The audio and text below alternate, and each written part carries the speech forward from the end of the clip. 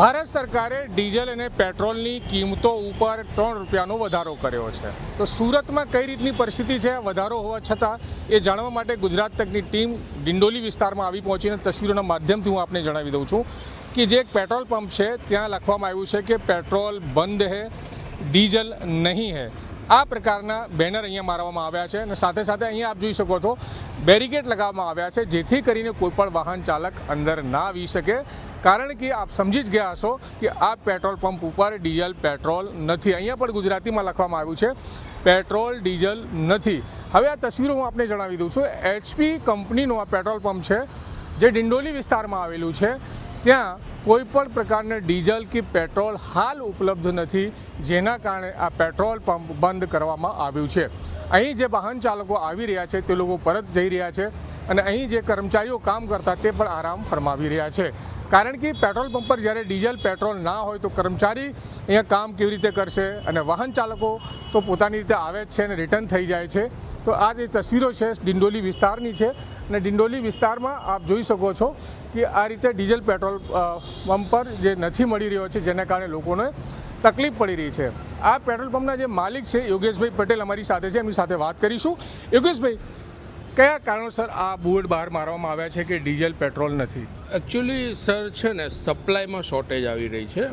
છેલ્લા 5-1 દિવસથી ગણીએ આપણે તો 3 દિવસ પહેલાં મેં એકવાર એક ગાડીનો ઓર્ડર કર્યો હતો. એ ગાડી જે તે સમયે આવી જવી જોઈતી હતી પણ 2 દિવસ પછી આવી. કાલે આવી, એક જ દિવસમાં આખી ગાડી સેલ થઈ ગઈ. આજે પણ સવારથી પૈસા કંપનીને આપણે ટ્રાન્સફર કરી દીધા છે પણ હજી સુધી હોલ્ડ ઉપર છે. એક સાહેબને ફોન કરીએ તો કે પેલા સાહેબને કહો હોલ્ડ રિલીઝ કરે, બીજા સાહેબને ફોન કરીએ તો કે આ સાહેબને કહો હોલ્ડ રિલીઝ કરે. એટલે આ બધી પ્રકારની થોડીક વાર્તાઓ ચાલુ છે પણ મને એવું લાગે છે કે કંઈક ને કંઈક મિસમેનેજમેન્ટ થઈ રહ્યું છે.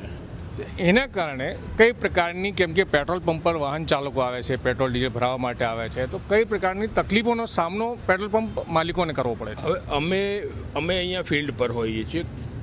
જે ગ્રાહકો આવે છે, જે લોકલ વસ્તી આવે છે, અહીંયા જે પબ્લિક આવે છે પેટ્રોલ પુરાવા, એ કંપનીને ઓળખતીને નથી આવતી કે કંપનીમાં શું ચાલે છે શું નથી ચાલતું. એ તો અમને પેટ્રોલ પંપ ઓનરને જ ઓળખે છે.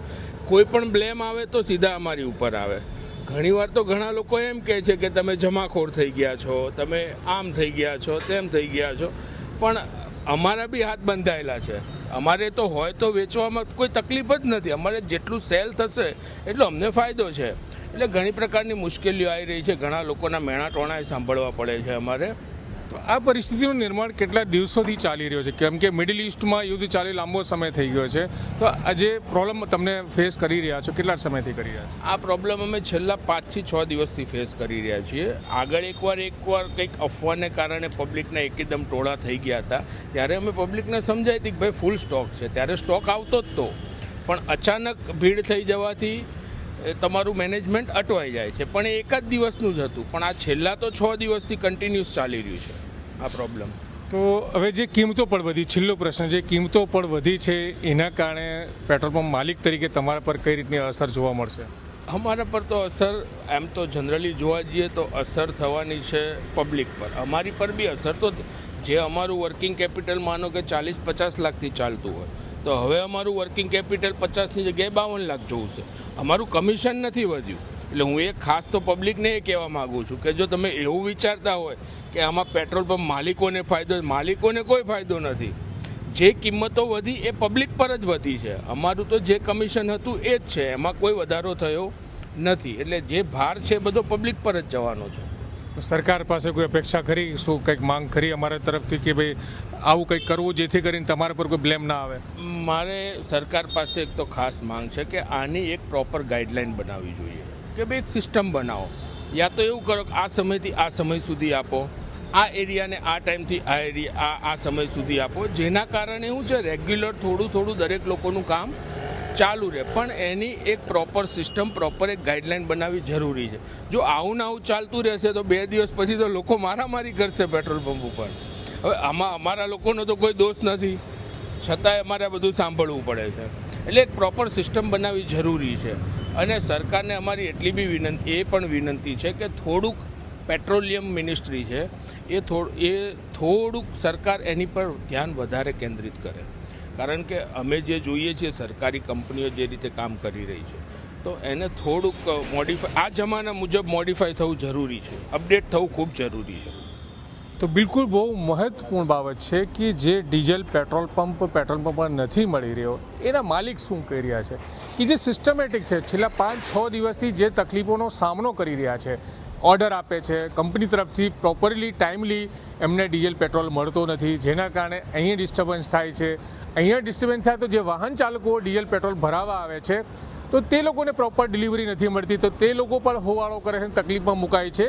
તો સરકારે ખરેખર જે અગાઉ સરકાર કહેતી જ આવી છે હાલ દેશમાં કોઈ પ્રકારની અછત નથી, જો અછત ના હોય તો પેટ્રોલ પંપ પર ડીઝલ પેટ્રોલ મળવું જોઈએ અને પેટ્રોલ પંપ સુધી પહોંચવું જોઈએ. અને જો પેટ્રોલ પંપ સુધી પહોંચશે તો પેટ્રોલ પંપ માલિકો જે છે તો સ્વાભાવિકપણે વાહન ચાલકોને આપશે. તો હાલ જે ડિંડોલી વિસ્તારમાં જે પેટ્રોલ પંપ છે, પેટ્રોલ પંપ પર ડીઝલ પેટ્રોલ નથી, જે બોર્ડ મારવામાં આવ્યું છે તો એનું મેઇન કારણ છે કે કંપનીઓ દ્વારા સપ્લાય કરવામાં નથી આવતું. ઓર્ડર આપવામાં આવ્યું છે પણ ત્યાંથી ઓર્ડર રિલીઝ કરવામાં નથી આવતું, જેના કારણે પેટ્રોલ પંપવાળા પણ મુસીબતમાં મુકાયા છે, સાથે સાથે વાહન ચાલકો પણ મુસીબતમાં મુકાયા છે. સંજય સિંહ રાઠોડ, ગુજરાત તક, સુરત.